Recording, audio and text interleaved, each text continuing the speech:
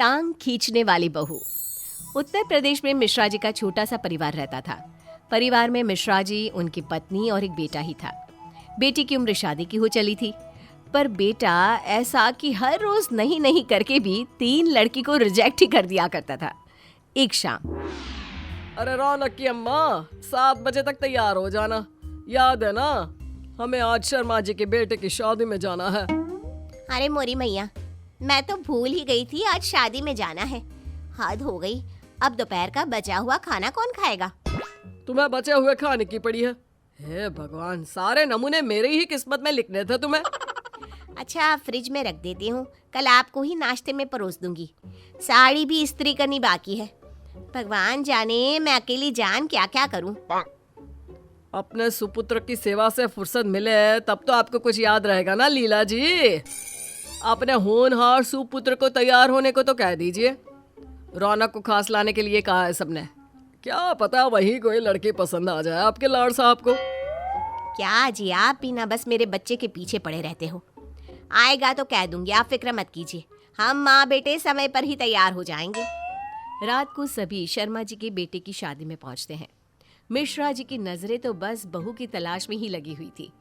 अरे मिश्रा जी, खाना लग गया है, चलिए आप भी पेट पूजा कर लीजिए। अरे बेटे की उम्र निकली जा रही है, खाना कैसे उतरेगा भला शर्मा जी, आप ही बताइए।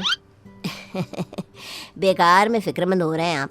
अरे जरा गोलगप्पे के स्टॉल पर तो देखिए, हमारा रौनक मेरी भतीजी से बात कर रहा है। जब से आया है दोनों साथ ही हैं, इसीलिए तो मैंने रौनक को खास लाने के लिए कहा था। स्वीटी, शर्मा जी की भांजी स्वीटी के लिए लड़की की तलाश थी, जो अब पूरी होती दिख रही थी। जिस रौनक को कोई लड़की पसंद नहीं आती थी, स्वीटी ने उसका मन कैसे मोह लिया, ये तो भगवान ही जाने। फौरन ही दोनों के घर वालों में बात हो जाती है और क्या, चट मंगनी पट गया। स्वीटी शर्मा अब स्वीटी मिश्रा बन जाती है। दोनों घर प्रवेश करने के लिए दरवाजे पर खड़े होते हैं। लीला पूजा की थाली लाती है।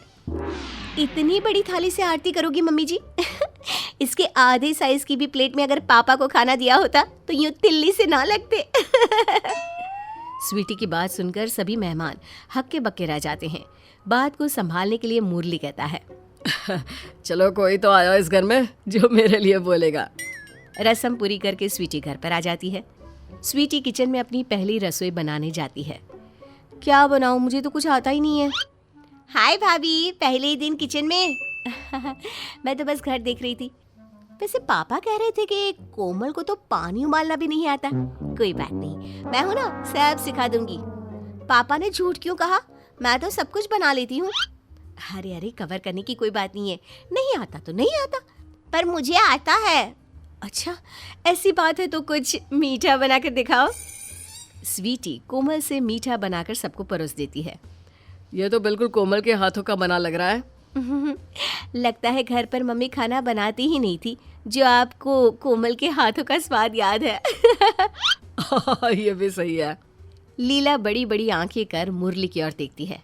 बहुत हंसी निकल रही है, ये गाज तुम पर भी गिर सकती है। आज शाम को मोहल्ले की औरतें मुंह दिखाई के लिए आने वाली है। अपनी प्यारी बहू को तैयार रहने को कह देना। शाम के समय मोहल्ले की औरतें लीला के घर पहुंचती है। अरे नहीं बहू रानी, तनिक आवा हो। ओ, तो आप ही हैं वो चुगलखोर चंपा? हाँ, क्या कह रही हो तुम? क्या मतलब है इसका? क्यों, चुगली नहीं करती क्या आप? आपने नहीं कहा था मम्मी को कि सुनीता भाभी तो 100 रुपए की साड़ी को 1000 की बताती है? पापा जी बता रहे थे मुझे। और ये तो हम बोले ही नहीं, हम तो कहे थे कि भाई साहब को खाना नहीं देती है भाभी। अरे मुंह में कीड़े पड़े तेरे, शर्म कर ले चंपा। तुझे मैंने काम पर रखा और तू मेरे ही बारे में सबके बीच में ये कह रही है? और लीला, तू सुनती है ना चुगली मेरी? नहीं रहना मुझे यहाँ। सभी औरतें बिना रस्म पूरी किए ही चली जाती है। मुरली लीला से कहता है, स्वीटी को समझना ही होगा कि हर समय उसकी टांग खिंचाई की आदत एक दिन उसके लिए ही तकलीफ का कारण बनेगी। खुद पर आई तो समझ गए ना, अब बहू को समझाने का समय आ गया है। अगली सुबह स्वीटी की माँ और मामा उसके ससुराल पहुँचते हैं। मम्मी, मामा, आप लोग यहाँ? स्वीटी जैसे ही उनके गले मिलती है, मीना कहती है, तूने हाथ धोए अपने? नहीं ही धोए होंगे। अरे क्या बताऊं रौनक बेटा, इस लड़की की ना आदत है वॉशरूम से लौटकर हाथ ना धोने की। मम्मी, ये सबके सामने आप क्या कह रही हैं? थोड़ी देर में खाना लग जाता है। सब खाने पर बैठ जाते हैं। अरे मूली की सब्जी से तो तुझे गैस हो जाती है ना बेटा। अब क्या बताऊं समधन जी, जिस दिन मूली खा लेती है ना बाबा ना। मामा जी क्या बोल रहे हैं आप ये?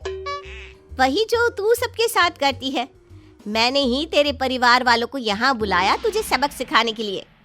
मुझे लगा था शादी के बाद तो तेरी हरकतों में सुधार आएगा बेटी, पर नहीं। तूने एक बार भी सबके सामने अपने ससुराल वालों की मजाक उड़ाते हुए सोचा नहीं। सॉरी, अब मुझे समझ में आ गया है। मुझे आप लोग माफ कर दीजिए। स्वीटी को अपनी गलती का एहसास हो जाता है और पूरा मिश्रा परिवार फिर से खुशहाल हो जाता है।